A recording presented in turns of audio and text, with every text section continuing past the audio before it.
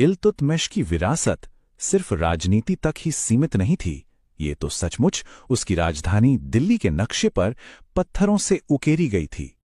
ये सिर्फ इमारतें नहीं थीं, ये ताकत की निशानियां थीं।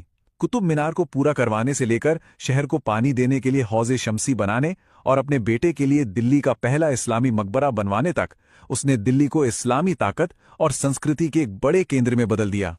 लेकिन शायद उसकी सबसे बड़ी विरासत उसकी मौत के बाद देखने को मिली। उसके जाते ही सल्तनत में अफरा तफरी मच गई।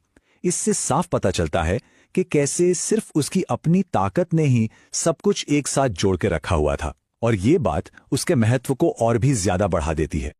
तो अंत में हम ये कह सकते हैं कि भले ही इस राजवंश की नींव ऐबक ने रखी हो, लेकिन असल में ये इल्तुतमिश ही था जिसने उसे एक राजधानी दी, एक सरकार दी, एक अर्थव्यवस्था दी और सबसे जरूरी एक भविष्य दिया।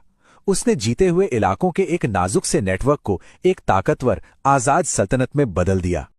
तो ये हमें हमारे पहले सवाल पर वापस लाता है, क्या एक गुलाम का गुलाम इल्तुतमिश ही दिल्ली सल्तनत का असली निर्माता था?